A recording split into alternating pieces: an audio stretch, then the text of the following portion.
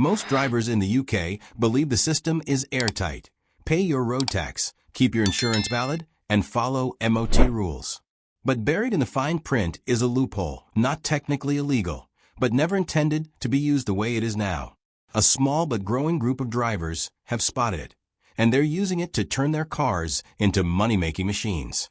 The story began on TikTok and Reddit, where finance hack accounts whispered about a trick the government didn't see coming. At first, it sounded like a scam. But as videos spread of ordinary drivers showing proof of the money they'd earned, curiosity turned into obsession. This wasn't about driving Uber shifts or working for a delivery app.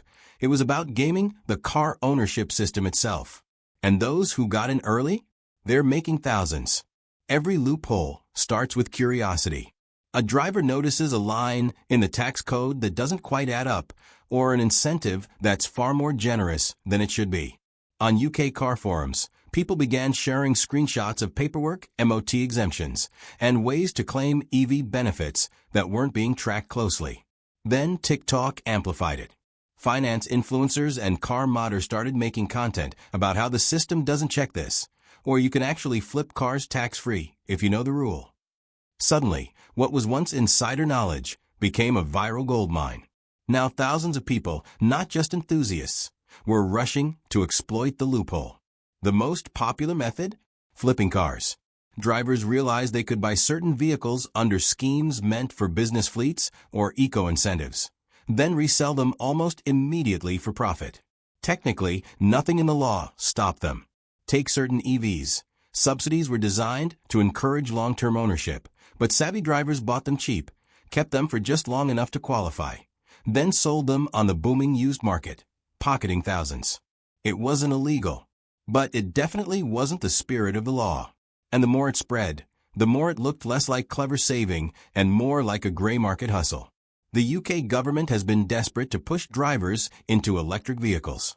Tax breaks, zero road tax, and purchase grants were rolled out to make EVs more attractive. But clever drivers found ways to stack the system against itself. Company car drivers exploited benefit-in-kind tax rules to get luxury EVs dirt cheap. Private buyers discovered that certain grants let them drive brand-new cars for a few months before reselling at a massive markup.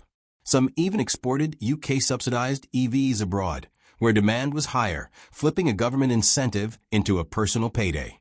It wasn't fraud. It wasn't theft. It was simply taking advantage of blind spots in policy. Another booming loophole lies in the rise of car-sharing apps. Drivers realized they could buy cars under tax-friendly schemes, then rent them out on platforms like Turo or to delivery drivers, turning a subsidized vehicle into a cash flow machine. Because of how insurance and tax is structured, these cars often slipped under the radar. A single vehicle could earn back its purchase cost within months, all while technically being used privately. Entire fleets have sprung up from this loophole, ordinary drivers running micro-rental businesses from their driveways. The reason this loophole works is simple. It's not against the law.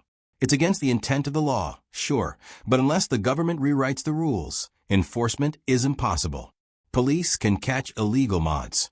Councils can fine noisy exhausts.